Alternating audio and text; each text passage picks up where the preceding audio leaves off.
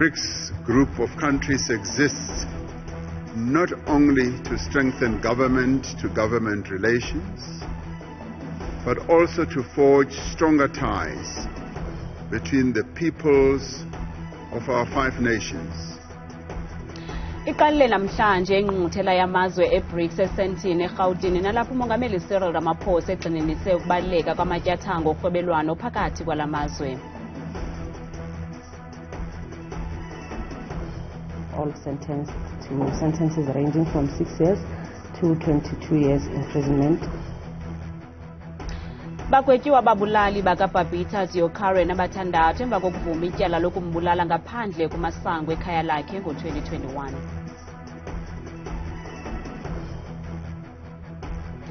Kwezemidlalo namhlanje kuphehlelelwe ngokusesikweni iligi yeqakamba yabahlawulelwayo yabasetyhini.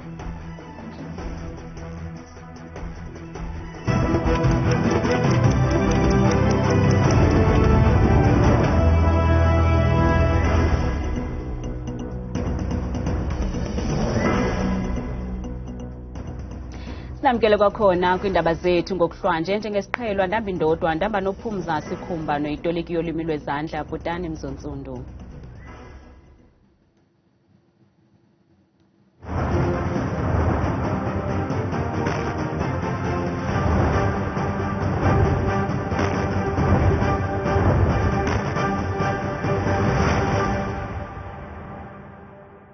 Iqalile namhlanje ingqungquthela yamazwe e-BRICS nalapho umongameli welu umnumzana Cyril Ramaphosa ewenza intetho yakhe kwiseshoni yebhunga lamashishini amazwe e-BRICS. Umongameli Ramaphosa uthe libhunga lezoshishino lalamazwe libalekile ukuqinisa amatyathanga orhwebelwano phakathi kwalamazwe. Ukanti umongameli waseRussia uVladimir Putin wenze intetho yakhe kule seshoni esebenzisa ubuxhakaxhaka bale mihla. Evula lengqungquthela ngokusesikweni umongameli Cyril Ramaphosa uthe injongo eziphambili zokuthi nqwadalala eMzantsi Afrika kwalamazwe mahlanu kuqinisa amatyathanga ozakuzelwano. The BRICS group of countries exists not only to strengthen government-to-government relations, but also to forge stronger ties. Utsho eqhwabela izandla oosomashishini ngeentetha zabo ezivakalise ukuzimisela ukuba yimbumba yamanyama noorhulumente ukulwa indlala nentlupheko. It is quite heartwarming to hear you as business people, as one listened to Mr. Chabalala's report, also focusing on issues such as poverty reduction and elimination, and inequality as well. Ukanti umongameli waseBrazil umnumzana Lula da Silva naye ugxile kumba otshisa wezoqoqosho. We have surpassed the G7 already, accounting for 32% of the world GDP in purchasing power parity. Forecasts indicate that emerging and developing markets are the ones that will show the highest growth rate in the coming years. Nomongameli waseRussia umnumzana Vladimir Putin ugalele esivivaneni kolusuku lokuqala lolenkomfa ndawoninye nowase-India. Kulindeleke ukuba iingxoxo zibe kuvuthondaba ngomso phambi kokuba iqosheliswe lengqungquthela ngoLwesine. Ukanti ngaphambili umongameli Cyril Ramaphosa wamkele ngezandla eshushu ugxa wakhe waseChina umnumzana Xi Jinping kutyelelo lwakhe lwaseburhulumenteni kweli loMzantsi Afrika.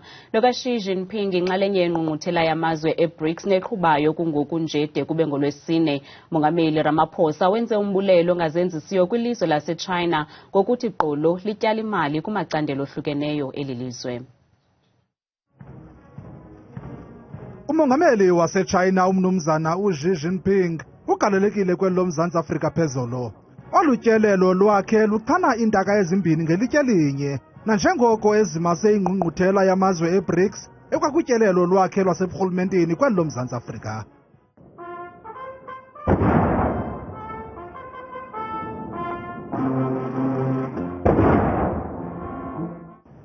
Le ndibano yezindedeba zimbini ibalulekile kakhulu nanjengoko besebenzise eli thuba ukuqinisa amatyathanga ozakuzelwano phakathi kwalamazwe mabini.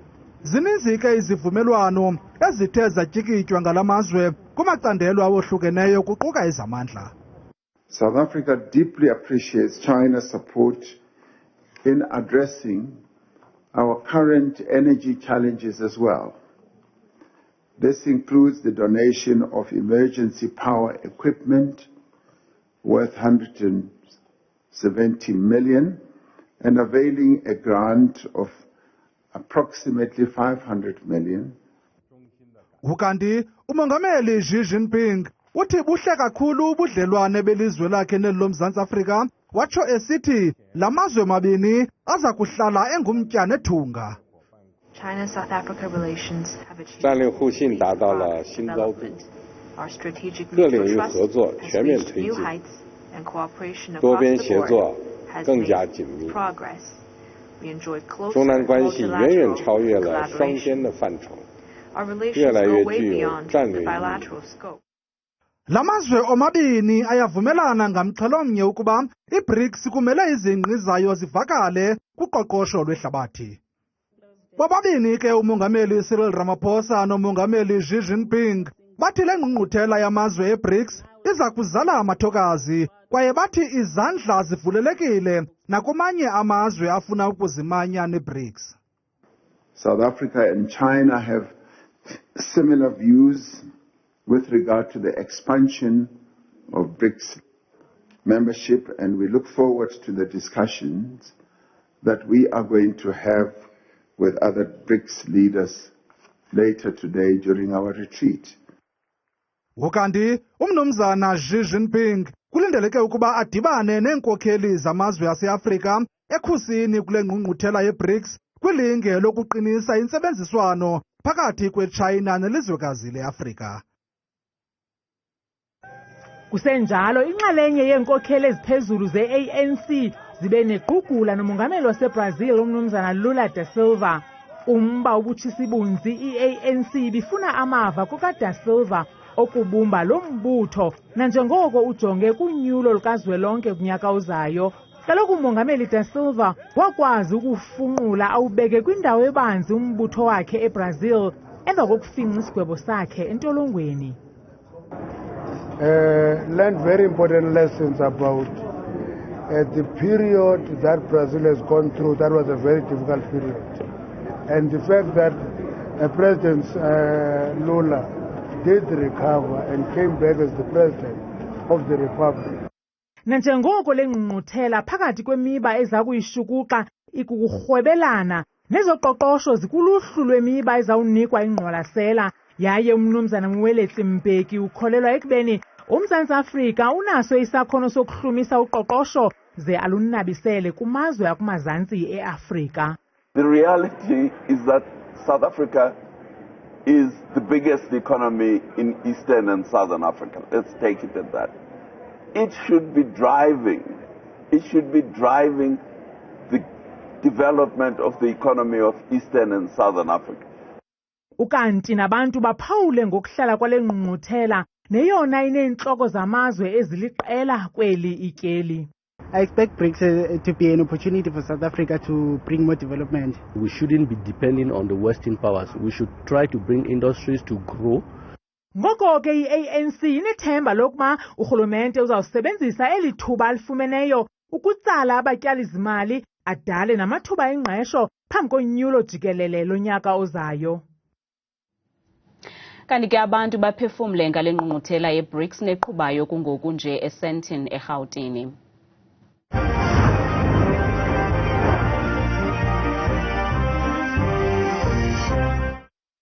Ngilindele ukuthi ibe nezithelo ezinhle kulelizwe lakithi, mhlambe futhi nakwi-Afrika yonkana. Sibone osomabhizinisi bethola ukuxhaseka. Kwabanzima kakhulu uzithembisa kweli lizwe laseMzantsi kuba iinkokheli zethu ngohlohle zabo. Kodwa ke masithembe kuba kuthi ithemba alibulali. Ingaske bathethe ngemisebenzi into bathina bamimeli sizayosebenza kweli ilizwe nabantu belalizwe bazosebenza ngapha. Ziningi kakhulu inkinga engqungquthela elizwe, kodwa kwamanje into engicabanga ukuthi umgogodla kakhulu eNingizimu Afrika sidinga kakhulu ukuthi iqede nya i-load shedding. Masithembe ukuba le BRICS lena ukuba iza kuza noqoqosho kugxotheke ikati eziko, kudaleke amathuba emisebenzi. Masithemba ke lo ngqungquthela leyo izawuza nesisombululo. Sibone uqoqosho lutshintsha. Ingathi kanti into nje yochitha ixesha yotya imali. uFacebook ulathiswa Azania Sotha Busakwe uthi asiqali kuyibona lento beyenza kodwa akude kuvuleka amathuba emisebenzi kusuke kube wase utshe kuntlalukana. Eagle Wings Jama uthi Msasi ndithi mna ndithule ndilindele ukufezeka kwesithembiso sokuphela kocimicimi kwaye ndiyazibuza kutheni kwathenjiswa xa sekusondele ama-elections uThwese Gqeberha. Ulwazi Mastermind yena siyothula uthi zinhle zona izithembiso ezikhutshwayo emva kwale ngqungquthela ye-BRICS qha kutheni lento zingafezekiswa eluntwini uThwese Ambrose eMount Frere. Bukela ungaphefumla kwimixholo yethu sebenzisele nombolo ka-WhatsApp nengu-071 670 2548. Bagwetyiwe amadoda amathandathu abandakanyeka kwityala lokubulawa kodiza amahlebo unkosikazi Babita onke la madoda alivumile ityala namhlanje kwinkundla ephakamileyo eRhawutini emva kokwenza isivumelwano nenkundla. Udiza amahlebo unkosikazi Babita wacuthelwa ubomi ngemvula yembumbulu ngomhla wama-23 ngo-Agasti wango-2021. Ityala lakhe yayikukudiza ihlebo lobuqhophololo kwisibhedlele saseThembisa. Oku kuquka amaxabiso anyusiweyo we-PPEs kunye nemali elinganiselwa kwisiqingatha sesigidi esachithwa kuthengwa uhlobo lweebhluke eziziskin jeans emva kokuxelwa liphephandaba iNews24. Ukanti wayesakuba lingqina eliphambili le-arhente yezophando i-SIU. Kudizwe ukuba la madoda ayefezekisa umnqweno wamadoda amabini umpongose noSithole wokucima igama likaDiokaran. Accused one during early August 2021 was approached by Mpongose who informed accused one that he required his assistance with the deceased as she was seen as a problematic person. Abarhanelwa babanjwa emva nje kweentsuku ezintathu lungcolile ungele kumfi emva kweminyaka emibini ke ityala lirhoxiswa. Abarhanelwa balivumile ityala batsho becela uxolo kusapho lwakhe. All 6 accused have pleaded guilty to the murder of the deceased and have not wasted the court's time. 23.3. All 6 accused wish to tender an apology to the family of the deceased. Apology not accepted. I mean, even though you apologize, it doesn't give anyone the right to take an innocent life. Well, honestly, it makes us sick to our stomach. The mere fact that of the 6 of them, not one of them showed an ounce of remorse. Abarhanelwa bakwanikele ngeenkcukacha zolwazi oluza kusetyenziswa kuphando lusaqhubayo ngalomba. Ukanti bagwetywe ngokwendima umntu ayidlalayo ngomhla wokubulawa kweli bhinqa.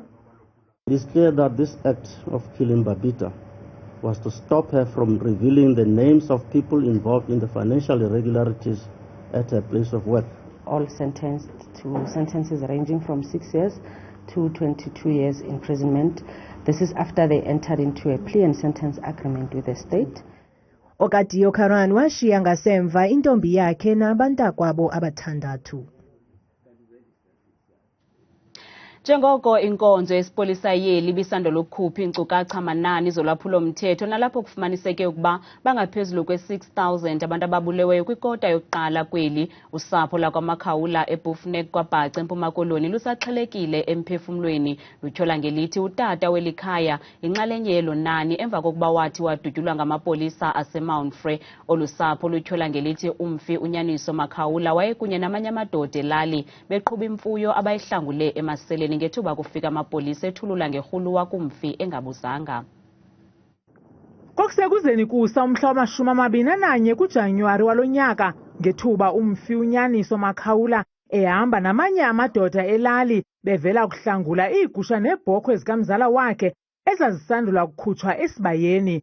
Ngenxa yokoyikisela ubomi bakhe, umzala lowo wahlaba umkhosi kwalandelwa ekhondweni.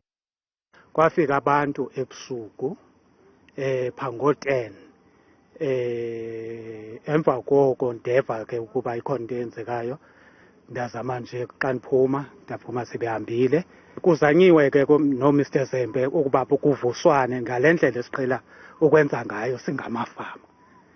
Uthi ukuzifumana kwabo beziqhubela ekhayeni amasela ebalekile kwafika amapolisa akabhungisa avulela ngembumbulu kumfi unyaniso Makaula. ekudubulekeni ngoba belathi kanje seva ngezibhamu kudutyulwa. Uze ndithi kwafumaniseka ke ngokwachaneka ke unyaniso Makaula ngolo hlobo. Kwabonakala ukuba ebese emisile ngoba ukuba edutyulwe ehamba ngeyaphaphatheka imoto.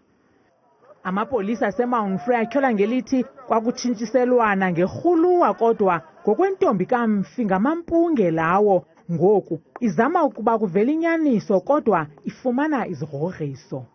Xa ndimbuza kumastishi into yokubana how come nithi nanidutyulwe but kwi-register yenu into nifumene ku-crime scene nifumene i-9mm Taurus pistol only ziphi magazini. Kwalapho ke ngoku ndilandelelwa ngemessage endithreatenishayo ndathi mandiyeke le nto ndiyenzayo because ndidilishana nabantu abayingozi.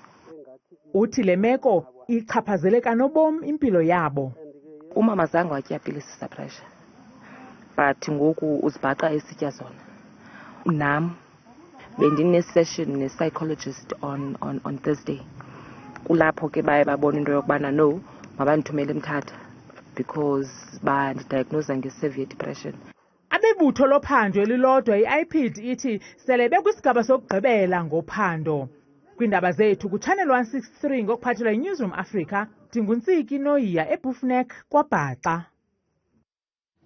Namhlanje kwenzeke imbali kwicandelo lezemidlalo kwabasetyhini kweli ngethuba umbutho weqakamba kweli uphehlelela ngokusesikweni iligi yeqakamba yabahlawulelwayo yabasetyhini enamaqela amathandathu. Umphathiswa wezemidlalo kweli umnumzana Zizi kodwa uthi eli likhubalo lezophuhliso kulo mdlalo weqakamba nesixhobo sokumanya isizwe.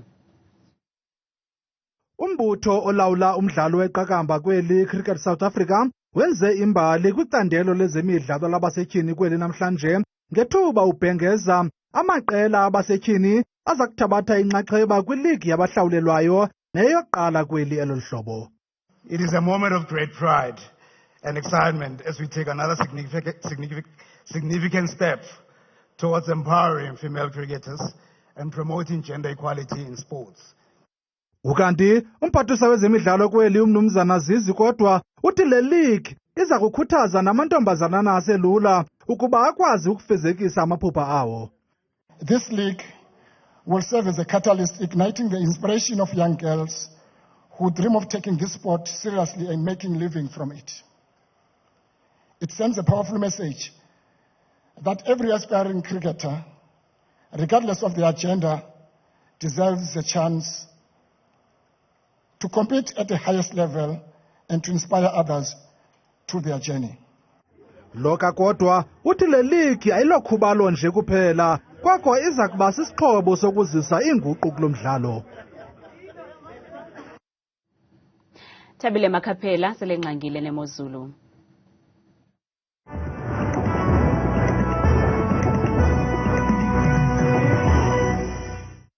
Mababe kasibini phaa kumamqwathi edeskeni yandaba ndibulisa kaloku mzonzulu apha ekhaya ndikwamkela kaloku koyam ke idesika yeMozulu mna igama lam ndikuthabile uMvelasi uqhudeni kwa-Makaula bethuna nantsi Imozulu.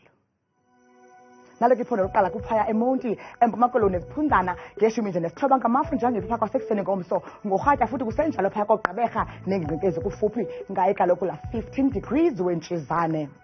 Imeko yabo phaya ko-Free State eBloemfontein bakhatshwa futhi 19 elimathumata kampela yonke intseni yangomso ngorhatya futhi kusenjalo phaya eSasolburg neziphaluka nge-23.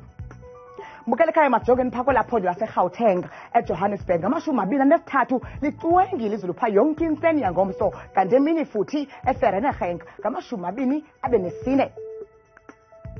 Bona ke benjenje phaya kwelaphondo laKwaZulu Natal eThekwini nge-22 amathontsi emvula kwakhona phaya emini ngomso kube njalo mbukele emgungundlovu futhi kwaZulu ngo-25 degrees wentshizane. Kanti yenjenje imeko yabo phaa koLimpopo ePhalaburwa nge-38 licwengile mbukele lazulu futhi phaya emini ngomso kuyafana ke nasePolokwane ngo-31 degrees. Hamba nami mbukela apha ekhaya sijonge phaya ephondweni eMpumalanga eMpombela nge-37 liselihle futhi elazulu phaya emini ngomso alibi kwahlaba kube njalo futhi phaya eSekunda kwakhona nge-25 ekhathwa sisihlanu. Yenjenje imeko phaya ephondweni eNorthwest koMahikeng nengingezi ngqongileyo phaya nge-27 kusemyoli yonke intseni yangomso kanti ngorhatya futhi eRustenburg nge-29. Meko yabuphaya ephondweni eNorthern Cape eKimberley li-19 elisebeke kakhulu phaya ekuseni ngomso kanti phaa kuqhubekekeni kwemini kwakhona ngurhatya ngomso e-Appington kwalapha eNorthern Cape nje 20. Imeko yabupha kwela phondo lasentshona koloni eKapa nengingqi zokuphaya ngo-13 degrees umathontsi entshizane zemvula phakathi bukela ekhaya masivaleni kaloku imozulu yethu ngeGeorge ngo-14 degrees osasibekeleyo. Nantso ke imeko koyam edesika imozulu mna ndithanda kangaka xesha lemiyoli.